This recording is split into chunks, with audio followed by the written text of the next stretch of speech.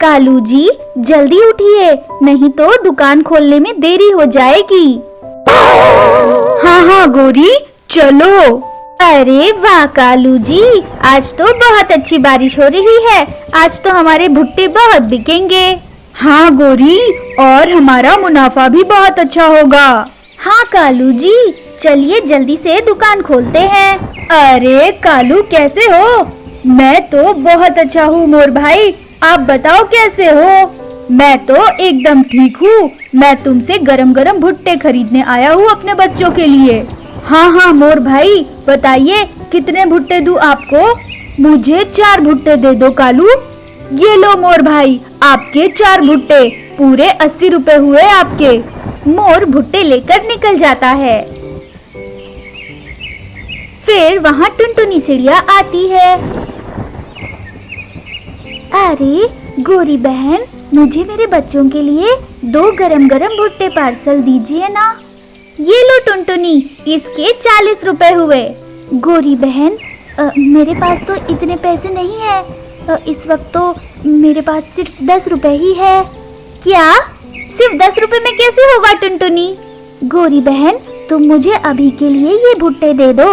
मैं कुछ दिन में जब थोड़े पैसे कमा लूंगी तो तुम्हें बाकी के पैसे भी दे दूंगी। अरे ऐसे कैसे? ऐसे नहीं चलेगा टुनटुनी, मैं तुम्हें बिना पैसे दिए नहीं जाने दूंगी।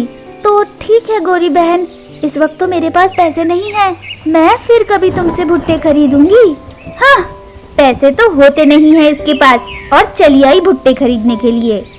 गोरी कवि की बात सुनकर टुनटुनी चिड़िया उदास होकर वापस घर लौट जाती है। मम्मा, क्या आप हमारे लिए भुट्टे ले आई?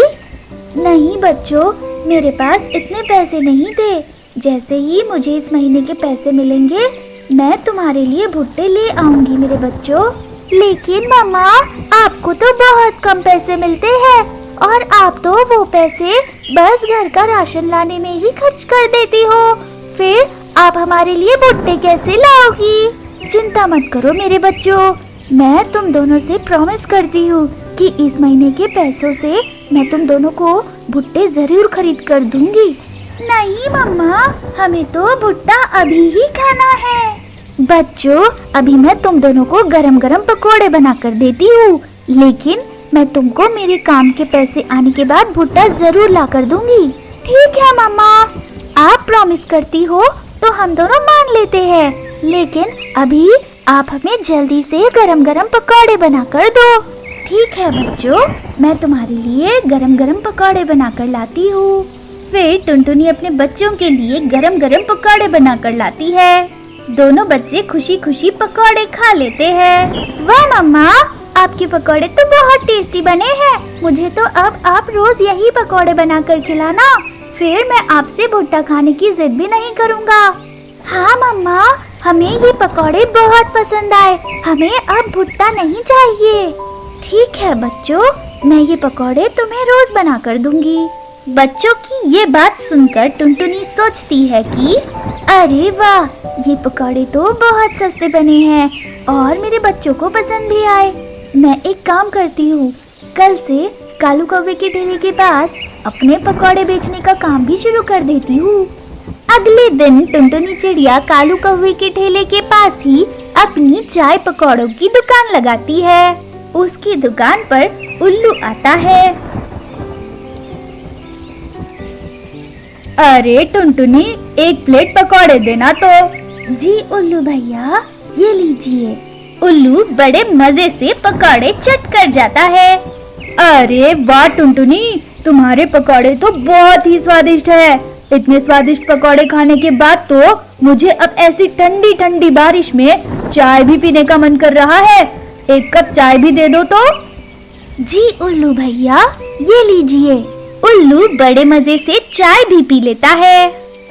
वाह टुनटुनी, तुम्हारी चाय भी बहुत कड़क है। दिल खुश हो गया इस ठंडी ठंडी बारिश में तुम्हारे चाय पकौड़े खाकर। बताओ कितने पैसे हुए?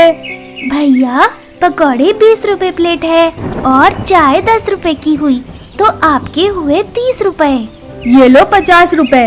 1 प्लेट पकौड़े पार्सल दे देना, मैं अपनी बीवी के लिए भी लेकर जाऊंगा। ठीक है उल्लू भैया, ये लीजिए।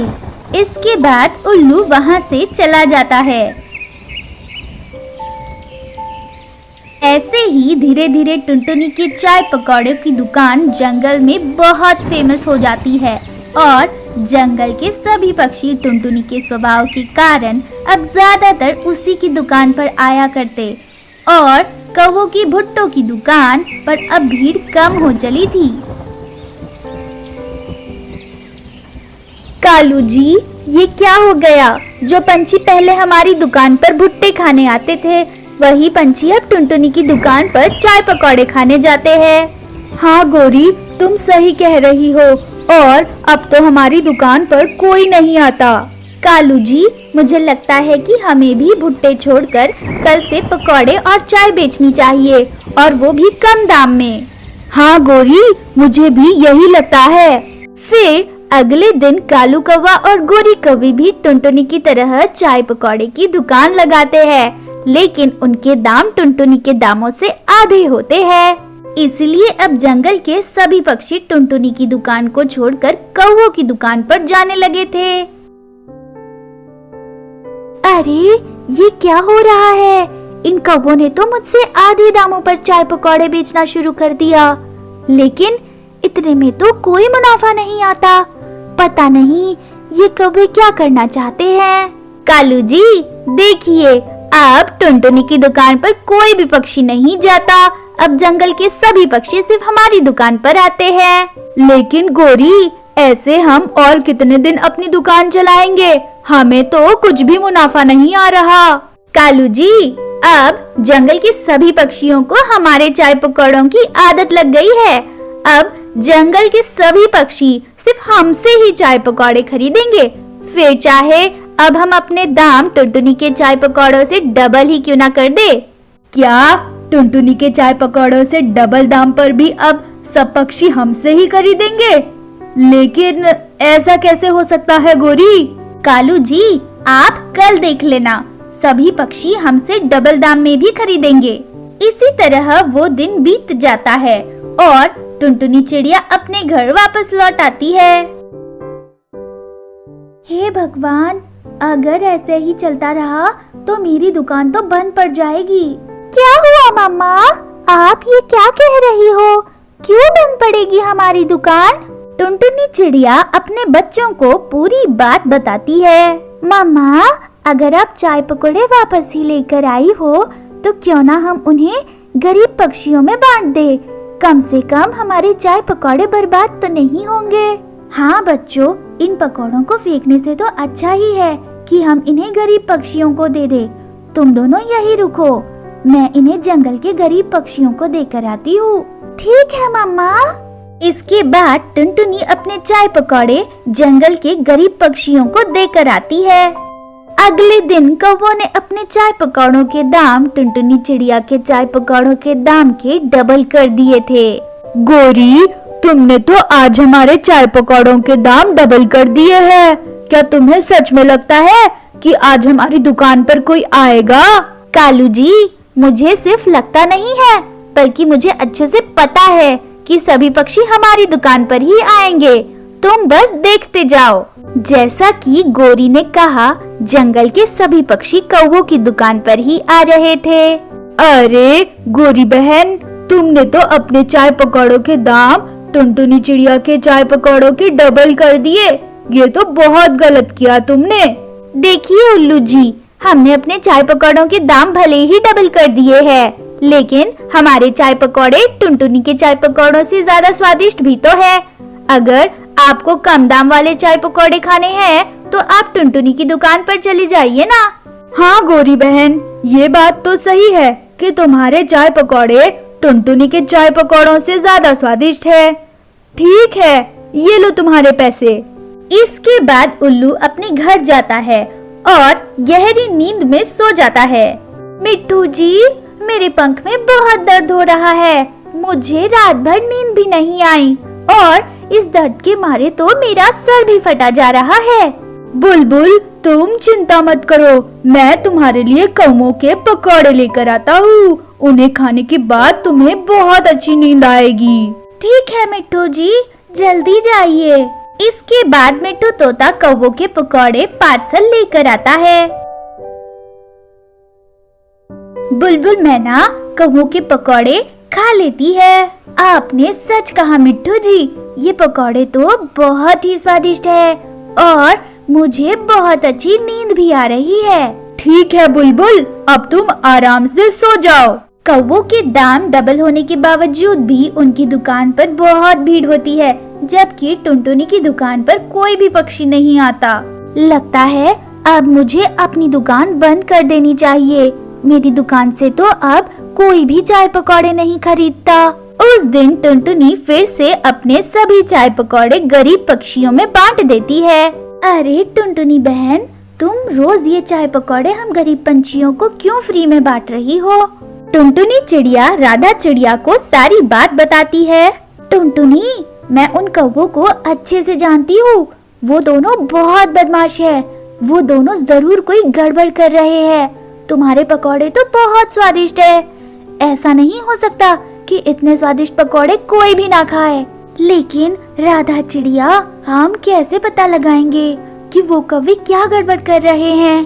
टुनटुनी, कल सुबह हम उनके दुकान खोलने से पहले उनकी दुकान के पीछे जाकर छुप जाएंगे और जानने की कोशिश करेंगे कि वो दोनों कौवे क्या गड़बड़ कर रहे हैं। ठीक है राधा चिड़िया। अगले दिन सुबह राधा चिड़िया और टुनटुनी चिड़िया कौवों के आने से पहले ही उनकी चाय पकौड़ों की दुकान के पास छुपकर बैठ जाते हैं। थोड़ी देर में दोनों कौवे भी वहाँ आ जाते हैं। अरे गोरी, देखो तो जरा, आज तो टुनटुनी ने अपनी दुकान ही यहाँ से हटा दी है। हाँ कालू जी, इतने दिन टुनटुनी की दुकान तो चली नहीं, तो हर रोज नुकसान झेलने से तो अच्छा ही है कि वो दुकान बंद ही कर दे। हाँ गोरी, चलो अब हमें अपनी दुकान खोल लेनी चाहिए। जंगल के सभी पक्षी आते ही होंगे। हाँ कालू जी, और मुझे तो जंगल के सभी पक्षी आने से पहले अपने पकौड़ों में दवा भी मिलानी है। अगर वो सब आ गए तो गड़बड़ हो जाएगी। दवा? कौन सी दवा गोरी? तुम किस दवा की बात कर रही हो? कालू जी, मैंने आपको बताया नहीं, लेकिन मैं हमारे पकौड़ों में नशे की दवा मिलाती हूँ, जिससे जंगल के सभी पक्षियों को हमारे पकौड़ों की लत लग गई है। गोरी, तुम तो बहुत होशियार हो। चलो अब हम जल्दी से दुकान खोल लेते हैं। राधा चिड़िया और टुनटुनी चिड़िया कौवों की सारी बातें सुन लेती है। देखा टुनटुनी, मैंने कहा था ना कि ये कौवे जरूर कोई गड़बड़ कर रहे हैं। ये दोनों तो पकौड़ों में नशे की दवा मिलाते हैं, इसीलिए जंगल के सभी पक्षियों को इनके पकौड़ों की लत लग गई है।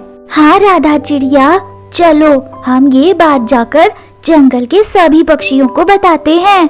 इसके बाद राधा चिड़िया और टुनटुनी चिड़िया जंगल के सभी पक्षियों को इकट्ठा करते हैं। दोस्तों, क्या आप सब जानते हैं कि वो दोनों कौवे पकौड़ों में नशे की दवा मिलाते हैं, जिसकी वजह से जंगल के बहुत सारे पक्षियों को उनके पकौड़ों की लत लग गई है। हाँ राधा चिड़िया, हमें भी ऐसा ही लगता है, क्योंकि उनके पकौड़े खाने के बाद तो हमें बहुत नींद आती है। दोस्तों, आज हमने उनकी दुकान के पीछे छुपकर सुना, वो दोनों पकौड़ों में नशे की दवा मिलाने की बात कर रहे थे। हाँ, मुझे भी लगता है कि पकौड़ों में नशे की दवा मिलाने की बात सच है, क्योंकि मुझे भी उनके पकौड़े खाने के बाद नींद आती है। हाँ, अब चलो सब, हमें उन्हें जाकर सबक सिखाना चाहिए। इसके बाद सभी पक्षी उन कौवों के पास जाते हैं और उन कौवों की बहुत पिटाई करते हैं। इसके बाद वो दोनों कौवे उस जंगल से दुम दबाकर भाग जाते हैं। प्यारे दोस्तों, इस कहानी से हमें ये सीख मिलती है कि लालच बुरी बला है। दोस्तों, अगर आपको हमारी कहानी पसंद आई तो हमारे वीडियो को लाइक करें, चैनल को सब्सक्राइब करें और बेल आइकन को भी दबा दें। आपका बहुत बहुत धन्यवाद।